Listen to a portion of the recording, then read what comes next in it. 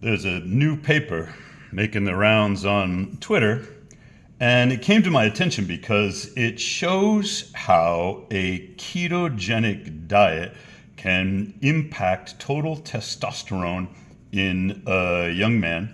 And it shows a wild, like almost doubling of testosterone. So people are like, Professor Seeger, could this possibly happen? And there's a lot of skeptics that say it can't. So I thought I'd take that opportunity. I'm going to show you how do I read a new scientific paper, take you through my analysis of this one, and then we'll see whether we think it's any good. This is coming out of Poland, and sometimes it's important to identify the geographic area from where the research is done. And it's for two reasons. There are different cultural norms in different countries, and that's not supposed to impact science, but sometimes it does. And then the second reason is this is where the study participants are going to come from. So this is an N=1 study, one 23-year-old Polish citizen who's doing some strength training, ketogenic diet. We're going to see what happens to his blood markers. Reading the paper, I usually skim the abstract, get right into the introduction. The introduction is where they got to frame the problem.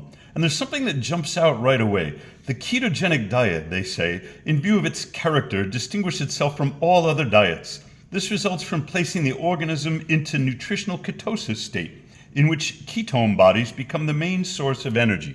And right there I'm going, wait a minute, what? Source of energy? There are 4 types of energy, at least at the macronutrient level: carbohydrates, fats, protein. And these 3 can be included in your diet. Travis Christofferson is a science journalist. He wrote a book called Ketones, the Fourth Fuel. And he was trying to draw attention to ketones as this energy carrier within the body that doesn't get enough scrutiny. But ketones are not a part of your diet. With the exception of some exogenous ketone supplements, ketones are derived from these other macronutritional components. In particular, ketones come from fats. So if you're going to go into ketosis, it's not exactly accurate to say that ketones are the main source of energy, because ketones come from fats. Fats are the main source of energy on the ketogenic diet. But fats are processed in the liver. When carbohydrates are scarce, fats are processed in the liver by the mitochondria there into ketone bodies that then can flow throughout the rest of the body and fuel ATP production in all the other cells. Something that came up that's really interesting in other papers, or maybe later in this one, is that free fatty acids, those fats that your cells can use, they don't cross the blood-brain barrier. So what does your brain use? Well, mostly glucose for fueling its energy requirements, but glucose stores in the body are very small. You know that your body stores energy as fat.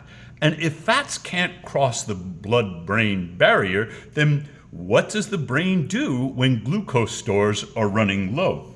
Well, proteins can be converted to glucose in a process called neoglucogenesis, that is, making new glucose for the bloodstream that will cross the blood-brain barrier, fuel the brain, but doing it from dietary protein rather than dietary carbohydrates. Still, that's not enough. The brain prefers ketones. Especially when glucose isn't available, the brain will switch over to ketone metabolism. This requires fats to be released from your white fat cells, or if it's not in your diet, then from your white fat cells, get to the liver, be converted to ketones up into the brain, and it fuels cognitive, emotional, all the brain function processes off of ketones rather than glucose or fats. And there's some good evidence that the brain works better. This is how I read a scientific paper. I'm on page 1. And one little thing that appears in this paper can bring to mind all of these other thoughts that help put the paper in context. When I read a paper, I'm not just reading the paper. I'm thinking about all the other papers, including some of the citations that I've read, so that I can place this paper into a larger context and read it critically. Right here, if I were reviewing this paper for the journal, I'd flag that sentence and I'd say it must be revised. But let's see if we can get through to what they're really doing, because that's just the introduction. Here, they talk about the diet. They have a strict dietary program. They're going to take this 23-year-old and take him off of whatever he was eating, and they're going to prescribe for him this detailed diet. It includes lots of good things like fish and oily fish, fatty and lean meat, eggs, nuts, non-starchy vegetables, particularly green leafy vegetables, and so it looks pretty good. What they're not doing is feeding him protein bars that are full of sugar alcohols and seed oil and chlorinated sugars that sweeten up the taste of the processed food without adding any nutrition. They're staying away from what you might call dirty keto, and they're putting him on what looks like an animal-based with some green leafy vegetables, a clean keto. A lot of the studies on the ketogenic diet, they worry about the keto part, but they don't worry about the rest of the foods. They don't, for example, eliminate seed oils. And that's a really important part of the diet, because seed oils and these highly processed foods, they can disrupt the gut microbiome and interfere with the way your cell and mitochondrial membranes work, ultimately leading to insulin resistance. So if you're going keto and you're reading a study, but they have not eliminated the chlorinated sweeteners, the sugar alcohol, and the seed oils, it's not going to be a reliable study and the findings won't relate to a clean keto diet. So far, it looks like they're doing pretty good with this diet. Next thing I'm noticing is I'm looking at when are they drawing the blood samples, and here it says 12 a.m. They're waking this guy up at midnight The studies run on a 24-hour clock, but it's likely that somebody other than the scientists conducting the study and writing the paper did this graphic. They put 12 a.m. and it's the only place you're going to see a.m. or p.m. appear in the paper. That means noon. In this case, the a.m. is just an error. And again, if I were reviewing the paper, I'd call it out and have the authors correct it. It's also interesting to note there's no cold exposure in this paper. The only reason it came to me is because of the huge increases in testosterone, and people know that I'm curious about that stuff and I like reading about it, and that I used an ice bath with ketogenic diet and some intermittent fasting to boost my own testosterone. Well, that doesn't mean that this study is gonna help me understand what happened to me. Until I decode it and see whether it's possible to boost your testosterone without the ice baths, I'll never know if my own boost was a result of ketogenic diet, intermittent fasting, or ice baths, and then exercise. So it behooves me to keep reading. And you can tell this is going to be a long video because it's not easy to read the scientific literature and make sense of it without going into it in this kind of detail. Here are all the blood markers before. So this is the before picture of our 23-year-old N=1 subject. A couple things jump out. The HDL and triglycerides are on here, and that's great. When we divide triglycerides by HDL, we get a pretty good indication of cardiovascular risk, that is the risk of heart disease. Now in a 23-year-old, we're not probably too worried about that, but in someone my age, 57, the triglycerides over HDL is a good thing to keep track of. In this case, it's 2. Not too impressive, but it's the before picture. A couple other things are going to jump out. Here's iron. Holy smokes, he's only 23 years old and his iron is already too elevated. Iron is one of those things in your bloodstream that accelerates aging and puts you at greater risk for just about every chronic illness. As far as I know, the only way for men to get their iron down is phlebotomy, which is another way of saying blood donation, or, in the Middle Ages, bloodletting. You remove the iron from your body by removing the blood. This guy's pretty high at 23. Iron without bloodletting only goes one direction, in my experience, and that's up.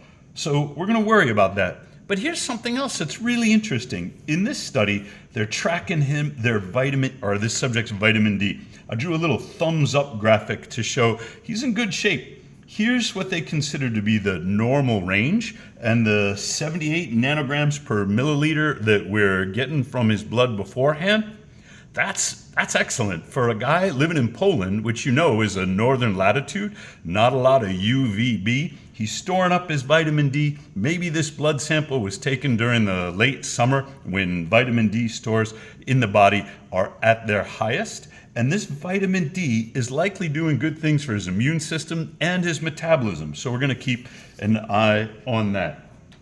Moving along, other blood markers. What else shows up? Well, they're tracking fatty tissues, muscular tissues, lean body mass. They've got all of this 3 significant digit data. And now we got to know, how are they doing it? I suspect it's electrical impedance, and we're going to look at that later in the methods section and see what shows up. The other thing about their diet is they changed it after a month. So they put them on super low carb for a month to get them into ketosis, try and keep them there. And everybody knows that after the glycogen reserves in the liver are depleted, and usually it doesn't take 4 weeks, you can afford more carbohydrates in your diet and stay in ketosis. So it looks like they made a dietary adjustment after a month, reflecting the fact that they were confident he was in keto and that he could finish out the remainder of the total 13-week program. So he had 9 weeks left that are going to stay in keto despite the fact that they're giving him a little bit more carbs.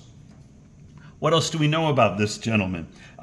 He was not taking any additional dietary supplements except for vitamin D. There it is, 5,000 individual units a day with some K2, and that's how he achieved such good vitamin D status. And good for him. Here's the diet, which I won't go into, except to notice, what the heck is iceberg lettuce doing in anybody's diet? There's no nutritional value in iceberg lettuce. Don't tell me that's a green leafy vegetable, that you're going to find any magnesium or anything worthwhile in iceberg lettuce. But there it is. Maybe he likes the texture or the taste. Here's our electrical impedance scanning machine. So they reveal in the methods, how are they measuring body composition? They're using the Tanita SC2400, but they don't give any details. So I got to go online and I got to look it up. Here's the SC2400, and sure enough, it is an electrical impedance body scanner. You stand on it, it sends a current through one foot that presumably goes through the body and comes and returns through the other foot. And while it's going through, it senses the resistance to electricity in the body. And this resistance then, through a whole bunch of correlations, is supposed to reveal the water content, the bone content, the muscle content, the fat content of your body. This method is an unreliable way of determining body composition, particularly if you're doing cold exposure. Now, this individual isn't doing cold exposure, but this method just doesn't work. And so everything that we're going to read about this N=1 study that relates to body composition is now suspect. And I'm glad they mentioned what they're using and that I could look it up so that I could throw it out. Let's see what else we got. We're going to get to some results soon. The change in biochemical parameter values before and after 13 weeks on the ketogenic diet, and what happens to his triglyceride to HDL rate. It improves, which is to say it comes down. It's now less than 2. That's typical of people on a ketogenic diet. Cold exposure, which is a fast way to produce endogenous ketones, will also improve the triglyceride to HDL ratio. If I remember correctly, mine is about 0.6, which is excellent. But this guy's is going in the right direction, and good on him. There are some other really interesting things that happened in his blood measurements. One of these is iron. Remember it was at 202? Well, now it's down to 118. This is something that I don't understand, and I should really ask Mangan150 on Twitter. He wrote the book Dumping Iron, and he understands better than I do, where does iron go? In this case, 13 weeks on the ketogenic diet, I can't think of what happened to the iron that was in his bloodstream. You don't piss iron out of your body. The only way to get it out is to bleed it out. But it does partition between different parts of your body, and so it's possible that it was removed from the bloodstream and now it's, in his bones, or it's bound up in some other way. And what happened to his vitamin D? From 78 up to 125. If he didn't change his supplements, then something about his metabolism changed the way we measure the vitamin D in his bloodstream. And this is also a bit mysterious because vitamin D is stored in the body in several different forms, and it's typically measured in only one form, which they've listed here. So we don't know what's going on with his vitamin D precursors or other forms of vitamin D in his body, but we do know that what we're measuring in his bloodstream jumped. And neither of these are why the paper came to my attention. It came to my attention because of the improvement in his testosterone. And where do we see that? It's right up at the top. This paper is using different units than I'm familiar with. It's nanomoles per liter, whereas I measure mine in, micrograms per deciliter, or whatever they put on my lab report. So I had to do the conversion. This 48 nanomoles per liter converts to almost 1,400 in the units that I'm familiar with. Now, my testosterone is sitting between 1,000 and 1,100, which is really good for a 57-year-old fat guy like me. But a 23-year-old strength training keto diet. The questions that came to Twitter are, is this possible? Is this practical? Is he on TRT, or could he do this exclusively through a high-fat keto diet and strength training? And my answer is, I don't see why not. Because if he was down around what in my units would be 700, and he popped up to 1,400, I don't think he's getting all that high for a man his age. I've got values that are over 1,200 from a 62-year-old man doing cold exposure and exercise in Massachusetts. Why couldn't a 23-year-old get to 1,400, especially considering that his vitamin D levels are so good and that vitamin D and testosterone move together inside the body? I don't question these testosterone results, but there's a lot of other things that I do question about the paper. You're going to notice one other important thing that comes up. His insulin went way down. The ketogenic diet is going to boost your insulin sensitivity. It's going to reduce the need to produce insulin in your body. And so the insulin sensitivity goes way up and the insulin in the bloodstream comes way down. There's one more thing that I'm going to do with this paper, and that is try and zero in on the impact of ketosis and testosterone. Because here they cite this Italian study. Paoli et al. Demonstrated a reduction in total testosterone concentration in men performing physical training and using a ketogenic diet. That is to say, this Italian study came up with the opposite of what this study came up with. This study says that keto increases testosterone, and they've cited some other studies that support their claim. But it also says that this Italian study showed that physical training with ketosis decreases testosterone. This requires further investigation. So I had to go pull the Italian study. And here it is. Sure enough, there's some good explanations of the ketogenic diet. This paper does a great job of explaining, where do ketones come from? How does your body use ketones? They enlisted about a few more young men into a study of strength training and testosterone, put half of them on a ketogenic diet and put the rest on what they called the Western diet. I don't know what that is in Italy, but whatever the Western diet is, they describe the macros, and it looks like they were swapping out fat for carbohydrates so that the keto group ate more fat. And what did they discover about testosterone? Sure enough, in the keto group, remember, both groups were doing strength training, so this doesn't have anything to do with the strength training. Total testosterone in the keto group dropped.